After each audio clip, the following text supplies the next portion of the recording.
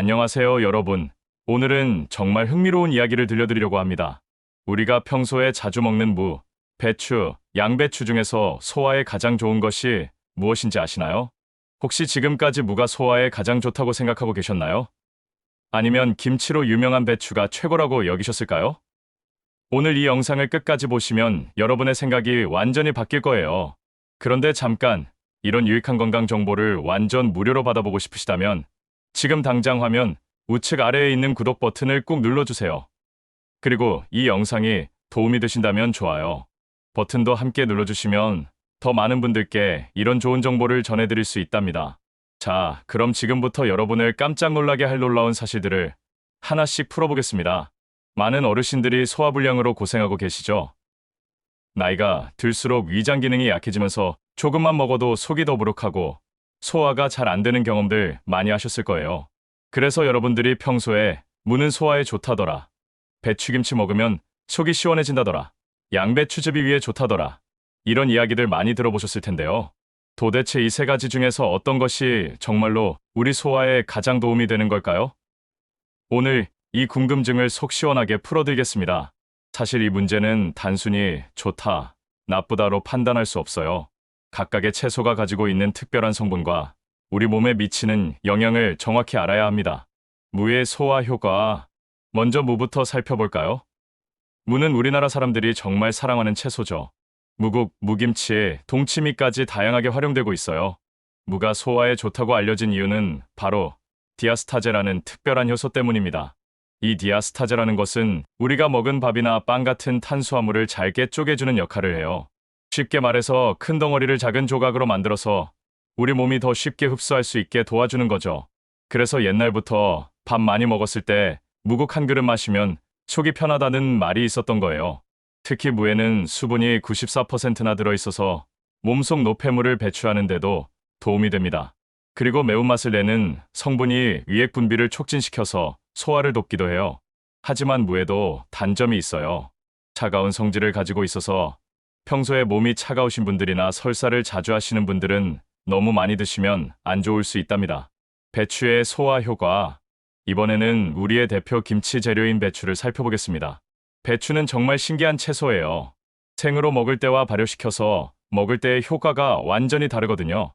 생배추에는 식이섬유가 풍부하게 들어있어요. 이 식이섬유는 우리 장 속의 청소부 역할을 합니다. 장벽을 자극해서 장 운동을 활발하게 만들어주고 변비 해결에도 도움이 되죠. 그런데 배추가 정말 빛을 발하는 건 김치로 만들어졌을 때입니다. 김치로 발효되면서 유산균이 엄청나게 많아져요.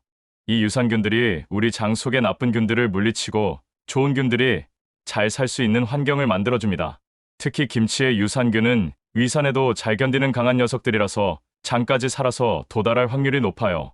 그래서 김치를 꾸준히 드시는 분들은 장 건강이 좋아지는 경우가 많습니다. 하지만 김치는 소금이 많이 들어가 있어서 혈압이 높으신 분들은 조금 주의하셔야 해요. 양배추의 놀라운 소화 효과. 자, 이제 오늘의 진짜 주인공인 양배추를 만나보겠습니다. 양배추는 정말 놀라운 채소예요. 왜 놀랍냐고요? 양배추에는 비타민 U라는 특별한 성분이 들어있어요. 이 비타민 U는 정식 이름이 메틸메티오닌인데요. 이 성분이 바로 우리 위를 보호하는 슈퍼맨 같은 역할을 합니다. 비타민 U가 하는 일을 쉽게 설명해드리면 우리 위벽에 상처가 생겼을 때 그 상처를 빨리 아물게 해주는 거예요. 마치 상처에 바르는 연고 같은 역할을 하는 셈이죠. 실제로 위궤양이나 십이지장궤양 환자들에게 양배추즙을 꾸준히 먹게 했더니 상처가 빨리 나았다는 연구 결과도 있어요.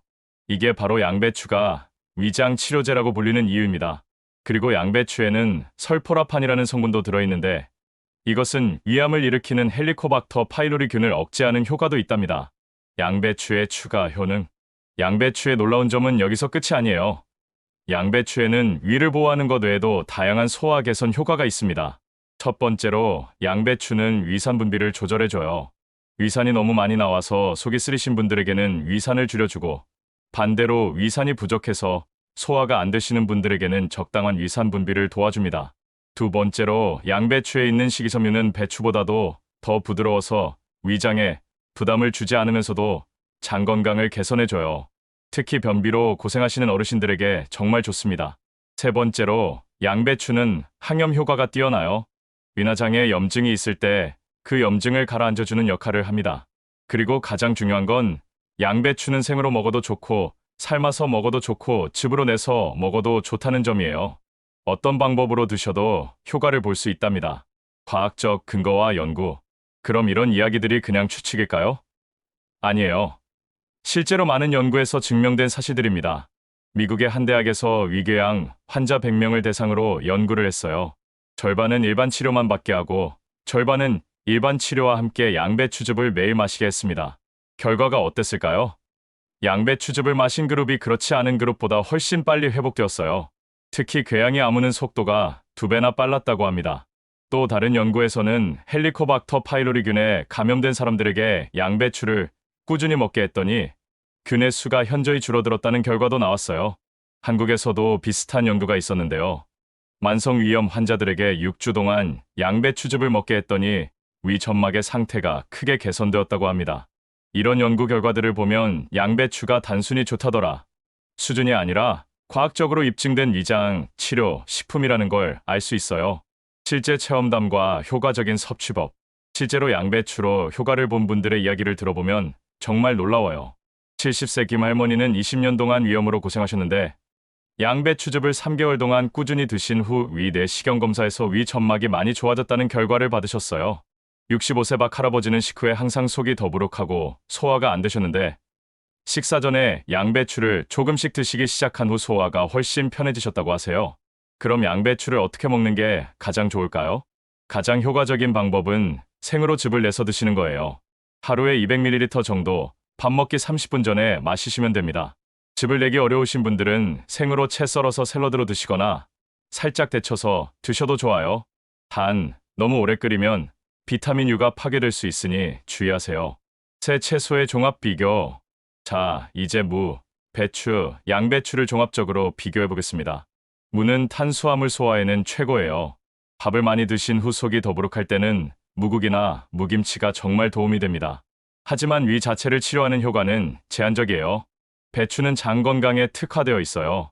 특히 김치로 먹으면 유산균 때문에 장내 환경이 좋아져요. 하지만 위 보호 효과는 양배추만 못해요. 양배추는 종합 점수가 가장 높아요. 위 보호, 소화 촉진, 장 건강까지 모든 면에서 뛰어난 효과를 보여줍니다. 특히 위장 질환이 있으신 분들에게는 최고의 선택이에요.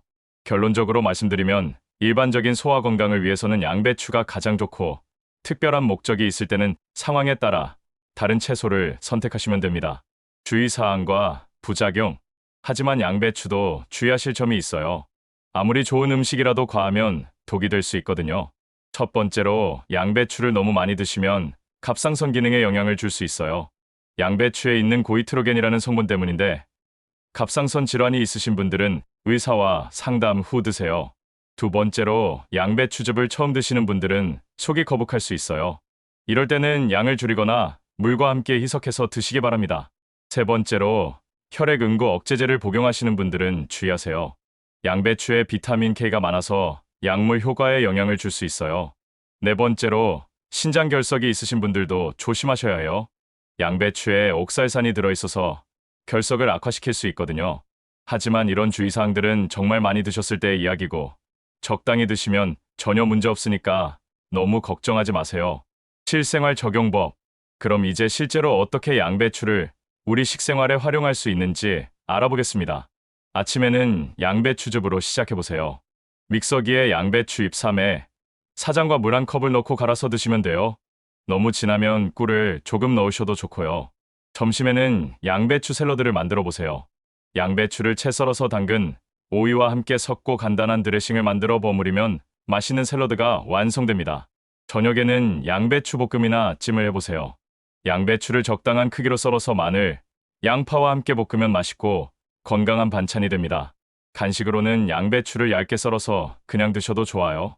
아삭아삭한 식감이 꽤 중독성이 있답니다. 일주일에 최소 3회, 4번은 양배추를 드시려고 노력해보세요. 꾸준히 드시는 게 가장 중요해요. 추가 혜택과 놀라운 효과. 여기까지 보셨다면 여러분은 정말 대단하세요. 끝까지 집중해서 들어주셔서 감사합니다. 그런 분들을 위해 특별한 보너스 정보를 드릴게요. 양배추의 숨겨진 효과들을 알려드릴게요. 양배추는 소화에만 좋은 게 아니라 다른 놀라운 효과들도 있어요. 첫 번째, 양배추는 콜레스테롤을 낮춰줘요. 양배추의 식이섬유가 나쁜 콜레스테롤을 몸 밖으로 배출시켜주거든요. 두 번째, 양배추는 혈당을 안정시켜줘요. 당뇨가 있으신 분들에게도 도움이 된다는 뜻이에요. 세 번째, 양배추는 면역력을 높여줘요. 비타민C가 오렌지보다도 많이 들어있어서 감기 예방에도 좋아요. 네 번째, 양배추는 체중 조절에도 도움이 돼요. 칼로리는 낮으면서 포만감은 크거든요. 다섯 번째, 양배추는 항암 효과도 있어요. 설포라판이라는 성분이 암세포 증식을 억제한다는 연구 결과가 있습니다. 이렇게 보면 양배추는 정말 만능 채소네요. 요점 정리 및 마무리. 자, 이제 오늘 배운 내용을 정리해 보겠습니다.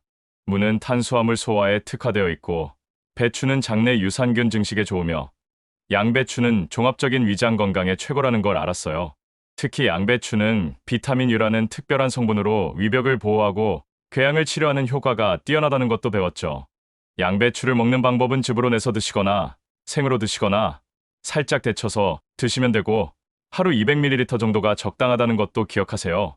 주의사항으로는 갑상선 질환이 있으신 분들, 혈액응고 억제제를 복용하시는 분들, 신장결석이 있으신 분들은 의사와 상담 후 드시하는 것도 잊지 마세요.